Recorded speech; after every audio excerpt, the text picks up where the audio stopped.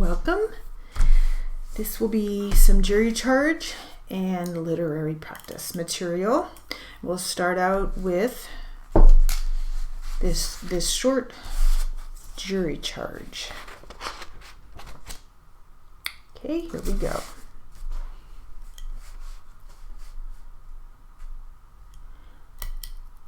The judge found that there was probable cause to charge the defendant.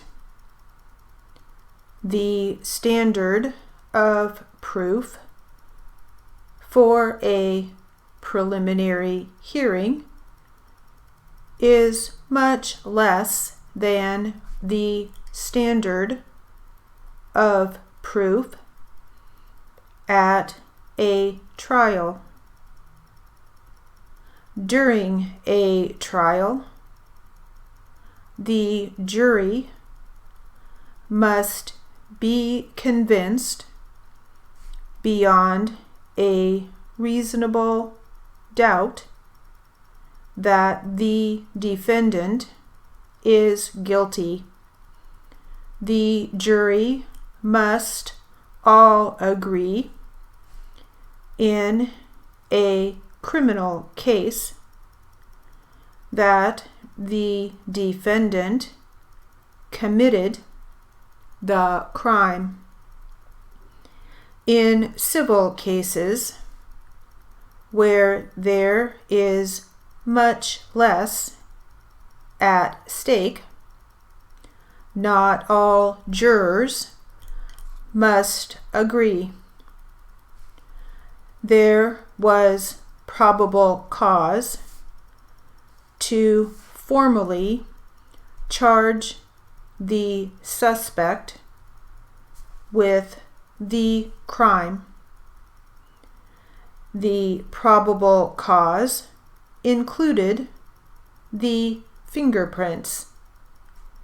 That probable cause was explained away by the defendant. The suspect was formally charged with the crime.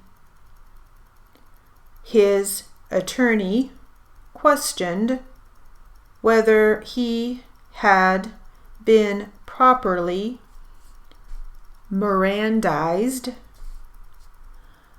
but it was determined that he had been properly Mirandized. In this case, the attorneys worked hard to defend the defendant from a charge because they thought that there was too much evidence that seemed to prove that the defendant was guilty. The evidence seemed to be pointing toward the defendant.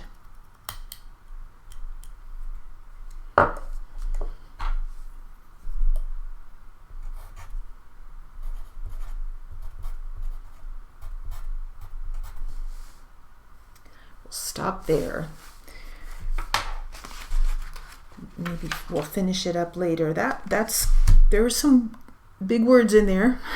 Tough ones. We had Mirandized.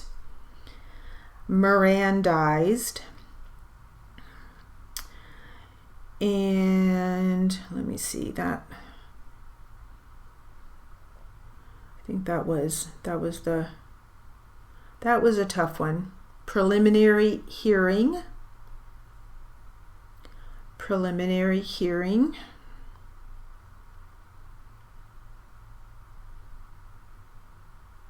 Okay. All right. So take a little break from that one, and now let's work on some literary material.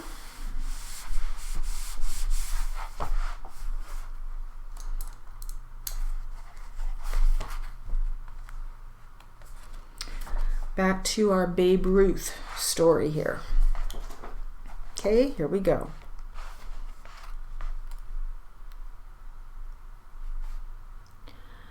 Then he hid them.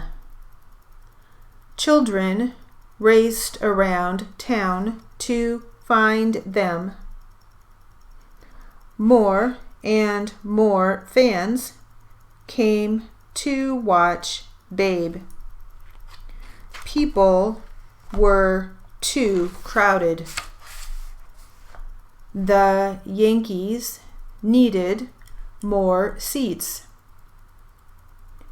So they built a new ballpark. And it was big, just like Babe's home runs. Some ball yard, Babe said. For the first time, people called a ballpark something different. A stadium. It was named Yankee Stadium.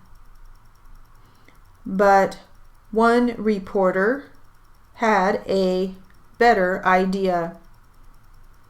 He remembered why they built it. So he nicknamed it the house that Ruth built. On April 18, 1923, the gates opened. A marching band played music. The American flag was raised. Babe's old team, the Boston Red Sox, came to play.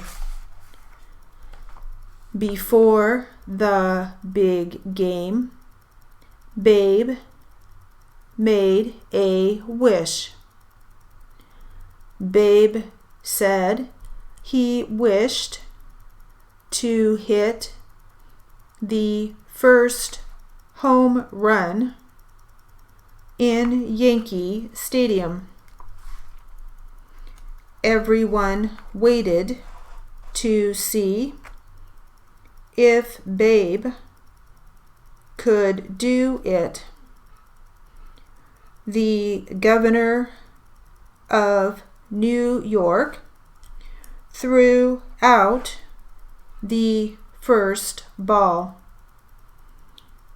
The umpire shouted, "Play ball."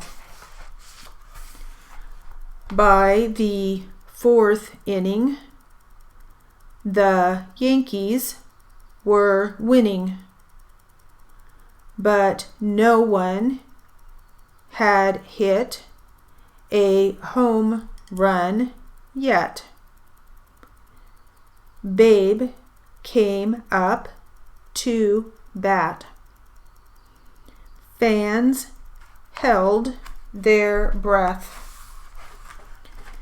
People listened to their radios. Everyone wanted to know if Babe's wish would come true. The pitcher threw the ball. Babe swung with all his might. Whack! The radio announcer called out. He did it. he did it. Babe Ruth hits the first home run ever at Yankee Stadium.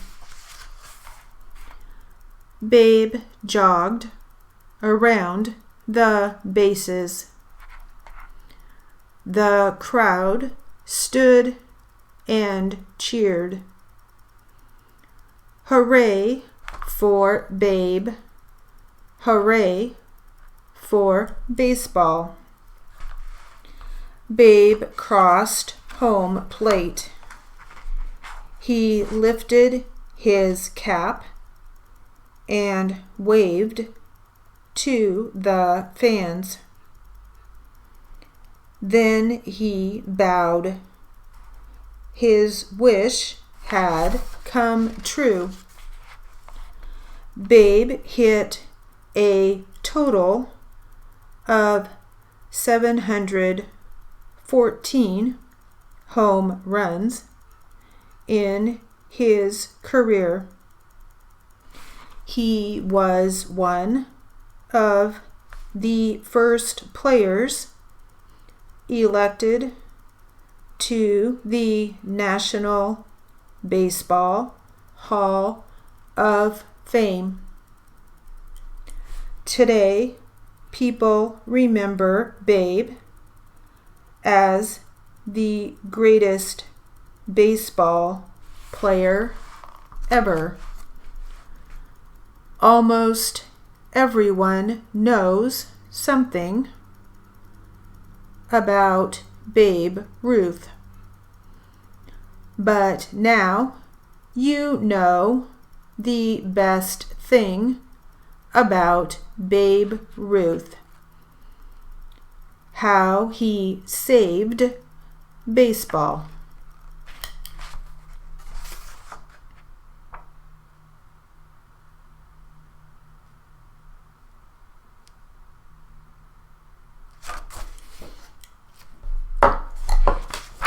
Okay.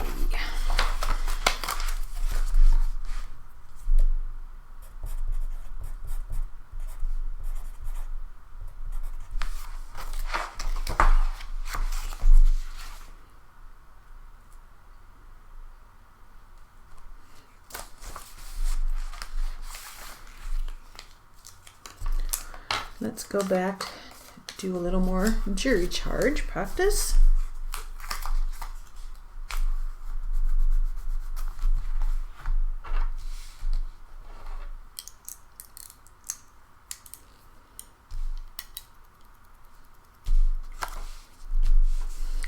Here we go.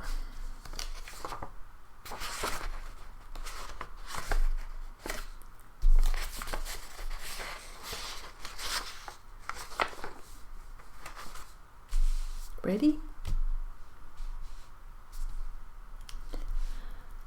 A defendant's statement was not voluntary if it resulted from the defendant's will being overcome by a law enforcement officer's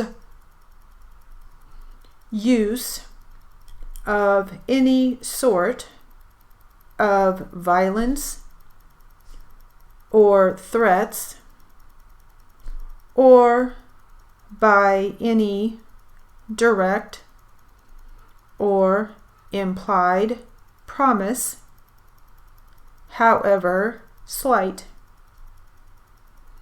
You must give such weight to the defendant's statement as you feel it deserves under all the circumstances. You must decide whether the defendant is guilty or not guilty by determining what the facts in the case are, and applying these jury instructions, you must not consider the possible punishment when deciding on guilt. Punishment is left to the judge. The state must prove guilt beyond a reasonable doubt with its own evidence. You must not conclude that the defendant is likely to be guilty because the defendant did not testify. The defendant is not required to testify. The decision on whether or not to testify is left to the defendant acting with the advice of an attorney. You must not let this choice affect your deliberations in any way. The defendant is not required to produce evidence of any kind. The decision on whether to produce any evidence is left to the defendant acting with the advice of an attorney.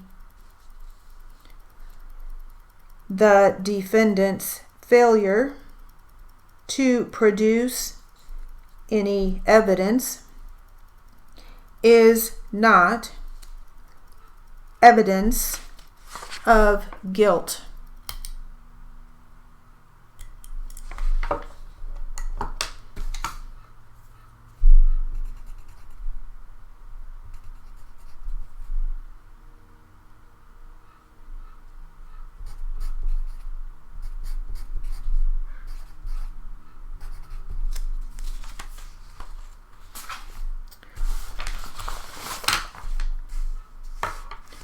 Let's do just a little bit more from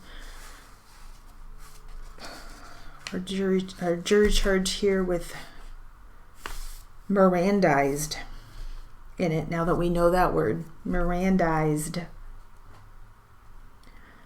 Trying to look here a little bit, see if I see anything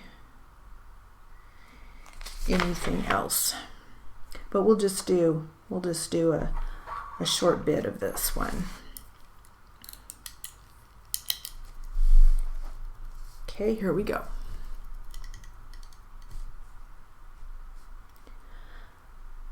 Too much evidence is as questionable as no evidence. The defendant had a dark side. He did admit to doing certain acts. There was no doubt that the two knew each other. A photograph suggested that the defendant met the victim before the murder. At the preliminary hearing, a judge made the determination to bind over the suspect for trial. The judge had more than enough evidence. The defendant was told that if he were convicted, he could expect to face the death penalty. A judge must only find that there is a reasonable cause to believe the defendant committed the crime. In a trial, the jury needed to have reasonable doubt to set him free.